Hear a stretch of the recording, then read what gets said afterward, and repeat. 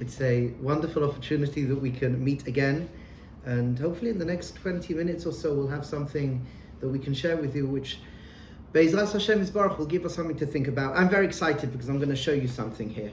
This is something that we work on in the Chabura, and I just, this morning in the Beis HaMedrash we were speaking about this, and I'm just shocked. People don't think about this. This is Rav Tzvi Broker, the director of Pilzno Work Inspired. This is Rav Tzvi's work. I'll explain what it is.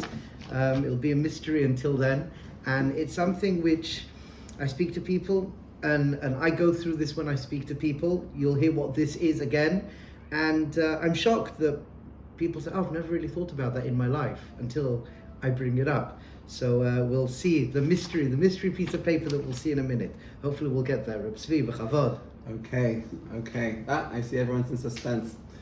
Okay, welcome back, Hever, and a huge kol hakavod for you dedicating this time in the middle of a busy workday, or if you found that this is helpful to prep you for your workday.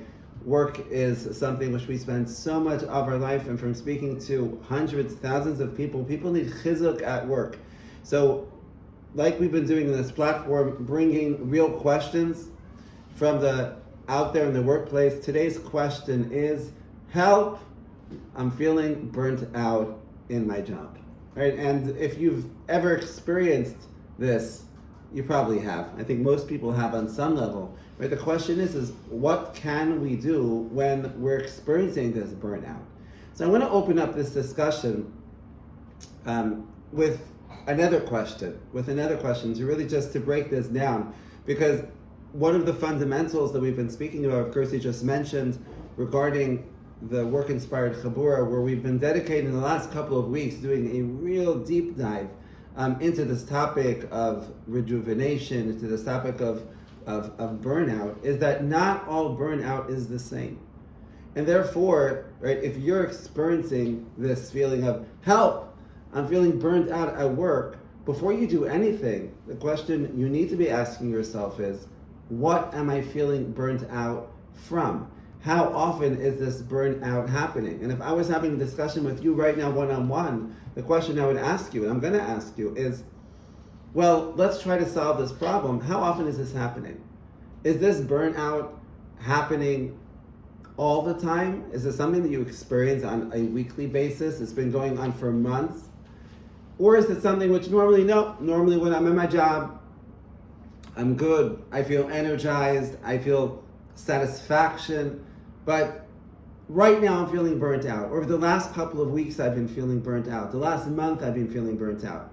And the reason why that's an essential question to start with is because if you're experiencing burnout on a regular basis in your job, so then what we need to explore is to see maybe there might be something more fundamental about what's taking place in your job.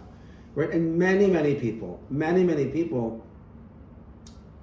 being responsible, have a Parnassa, going out there and working for themselves, working for their family every single day, right? They're constantly building layers and layers of frustration and stress because either what they're doing in their job is just a wrong fit for them, right? It's not the right job, or it's not the right environment. Every single day they're walking into an environment which is working against them. Right? So perhaps someone's more of an introvert. Just one example, there's so many examples, right? Someone's an introvert and his work environment, right? Someone once told me that he works in an office where everyone comes in and sits around one big table. Now that alone can be something which is draining on a person's energy and causing them to just feel burnt out because of their work environment or because of the job that they're involved in. So if that's the type of burnout that you're experiencing, so that's not what we're going to be focusing on so much today. That's more of a fundamental misalignment with the type of work that you're doing or the environment that you're working in, or perhaps even about your mindset at work.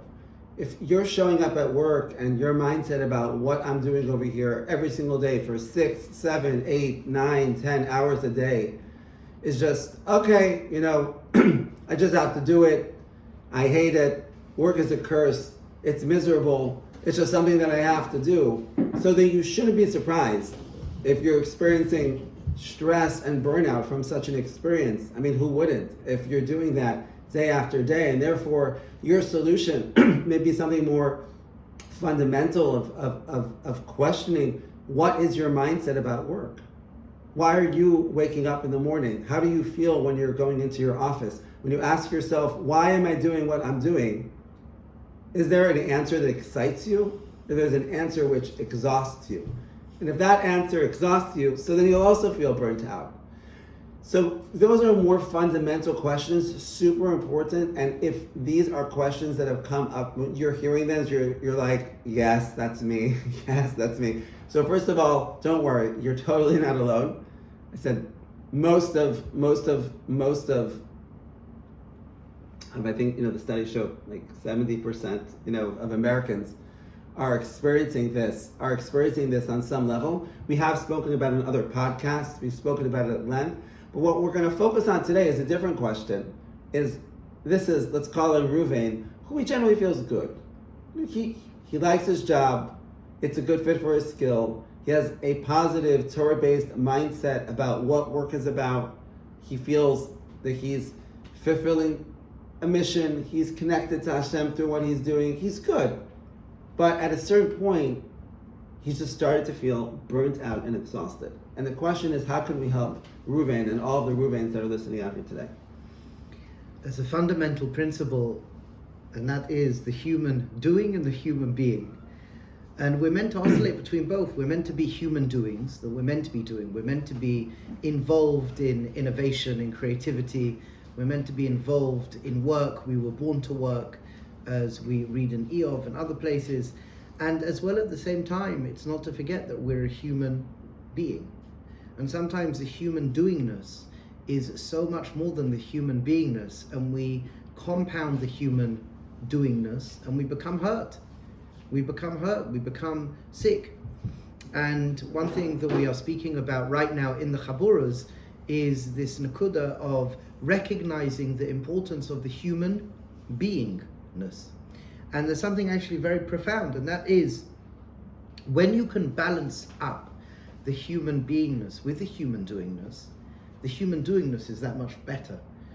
So when a person knows how to rest, and when a person knows how to rejuvenate, people call it vacation, but we don't like the word vacation because you're vacating.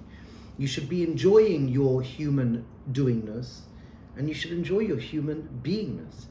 And the nakuda is that when we are involved, there's if you just look at so many sources, whether it's the Gra in Mishlei, there's the Chasam Sofer that comes to mind, there's Yalkut Shemaini, there's a beautiful medrash with Aaron and Moshe, where it speaks about how when we are doing the human doingness, it is fulfilling for us. So Aaron was fulfilled. Aaron was Ohev Shalom, V'roidev Shalom, and he was fulfilled. Moshe Rabbeinu was more cerebral, so to speak. He was fulfilled. So the human doing should be fulfilling, and the human being should be fulfilling. It shouldn't be I'm vacating my human beingness, and it shouldn't be I'm vacating my human doingness. If we come to understand that, that's something very important. And this is what I'm excited to show you. So we've been speaking, can I show them this now? Mm-hmm. This is Rav Tzvi's wonderful work. So here we have a mapping out of ideas for human beingness. I remember the Pilzno Rav said to one of his sons-in-laws when he first met him, and what work do you do? What work do you do with your day? What work do you do? And the son-in-law explained, and he asked, well, why didn't you ask me about my limud Torah? He says, for sure you learn Torah. That I don't need to ask you, for sure. And the nakuda is that people are isek in the human doingness. People are doing, they're busy, especially here in Eretz Yisrael. Being here in Eretz Yisrael is far more taxing than it is, I think, in Chutz La'aretz. Maybe taxing in Chutz La'aretz, there's a Sunday in Chutz La'aretz. Here we have no day of the week. We don't have one day. Friday's preparing for Shabbos and doing all the things that you can't do on Sunday. There's not one day of the week for rejuvenation. So what we have to do is we have to take and own the fact that we have to rejuvenate. It's true to say going on holiday, and holiday is holy day. It's interesting. Holiday is holy day. Vacation, vacating. We don't vacate. Jews don't vacate. We rejuvenate. And there's a beautiful Torah from Rabbi Nachman. It's found in a couple of places, and I couldn't find the exact makor, but it's a known Torah. You didn't have time to find it. Yeah. It's an exact. Usually I like to share the exact makor, and I'm sorry I didn't have time to find it, and I don't remember it by heart right now. But Rabbi Nachman writes, it's Talmidei Rabbi Nachman, that every single day contains all of the Chagim. So you have to make sure that every day there's a Bichul Shabbos. Every day there's elements of rejuvenation. So this leads to this piece of paper here. This piece of paper, I don't know if you can see, but I'll read it out. So it's a chart. It's a chart. And we have on the top of the chart, this chart is an exercise we did last night about understanding ways for you to rejuvenate, even during the day. Ways for you to rejuvenate once a week, once a month. And this is something very important. So we have on the top line, senses. And when we're speaking about the senses, the 5 senses, so for example, for you to rejuvenate, is it looking at nature? Is it a massage, taking a shower or bath? Is it smelling something, oils? Is it listening to music, having a hot drink, eating specific foods? Is it stretching, breathing, sleeping? So for some people, they may rejuvenate through their senses. Did you ever think about this? How do you rejuvenate? The next column we have is hands-on activity. Do you have time to rejuvenate through cooking, through working with a tool set, building, gardening? What about creative? This is the next one. Drawing, painting, arts and craft, playing music, writing, watching comedy and singing. So we were saying yesterday, Rebbe was saying how after a hard day or hard week, to spend some time watching some comedy is very rejuvenating to him. Now somebody may come and say, Bittul Torah. No! I'll show you something. I'm not going into it now, but I'll just show you something. We have a list here of Makairos. A list of Makairos showing it, Chas v'Shalom, it's not Bittul Torah. Ma'ididus, we've got from, and the Kafachaim, Arachaim, Brachas, the Trumas Adeshen, Tana de Velial, showing how rejuvenation is so important. So for example, maybe you rejuvenate through exercise, hiking, sports, driving. What about sitting in nature, or reflecting, meditating, journaling, hisbaidus? What about social, one-to-one, going out with some people? And it's important to ask yourself, do you know how to rejuvenate? I remember I was once with an Adam Gadol, and he gave me a Musa Heskel. He was a Talmud of Rabbi Yerucham, and he said one time, Rabbi Yerucham saw me on the bus. When he took a bus somewhere, he saw me on the bus and I was learning. And he says to me, you shouldn't be learning on the bus. On the bus, you should just be looking around. Don't learn on the bus. Have some time, just stop. Allow your mind to wander. You've been learning 3 Siddharim. You're traveling. Give yourself time to take a break. That break is not a break as in a break. It's a break where you could rejuvenate. And it's very important to find our points of rejuvenating in order to give us that blessing that then when we go back into being a human doing, it's that much more powerful and cleaner. It's that much more profound. We're much more available to be a human doing because we were human beings. Well, it's very, very powerful. I hope that, as you heard that list that Rav Gerzi just read through, if there was something that resonated with you, what was really amazing. We made brachas before. Yeah, we made brachas before. Smelling. That doesn't rejuvenate me, by the way. It feels good, but it doesn't rejuvenate me. That was an interesting conversation, a breakaway conversation that took place in Chabura, as people just like you sat down and dedicated time, right, to understand themselves, where we realized there are certain things that we may enjoy doing, but they don't necessarily bring me that sense of rejuvenation. Right? I may enjoy that activity, but it doesn't necessarily bring me that sense of feeling re-energized in a way that gives me more kochos. And really what you want to do, as we mentioned, as you heard this list, if there's something that speaks to you, to ask yourself, How often am I doing this? How often am I filling my tank of rejuvenation? And what happens for many people is that because, and once again, it could be well-intentioned people that want to be responsible, that have families that they need to be there for, to support financially, to be there for family, parents, for kids, interested in learning Torah, Sedarim, Shiurim, working on themselves, chaburas, whatever they're doing, that tank of just that which gives me that sense of, that I can just refresh, whatever that is for you. For some it might be looking at a flower. For some it might be getting a massage in a massage chair, or taking a bath. As we've seen, it was amazing to see how each person has, and this is a chazal we saw based off the Gemara, a different language of what helps to rejuvenate. So our question for you is, if you're feeling burnt out over the last week, over the last month from work, how much are you tending to your rejuvenation? Because if you are not tending to your rejuvenation and finding those pockets of time, whether it's going to be on your Sunday or on your Shabbos, or to be able to strategically find, hey, in the middle of my workday, I have a half an hour off. I'm allowed to take a 10-minute break. What am I going to do during that break? Am I going to shift from one doing to another doing, even if that other doing is Limud Torah? Or am I going to realize that right now for my nefesh, right now for my being, I need to tend to that which is going to help rejuvenate me? And those small dosages of rejuvenation throughout your day and throughout your week is what keeps your energy levels high. So that therefore when you're involved in your doing, so then you're able to show up. Because we don't want to be, what happens, they always say, to someone I know, is that we can do at our work, and then we may come home, and then we may feel, I'm done.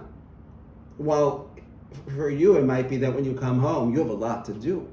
So what do we need to do in order to make sure that our energy levels stay high? What we're speaking about here today, right, is to recognize the importance of rejuvenation.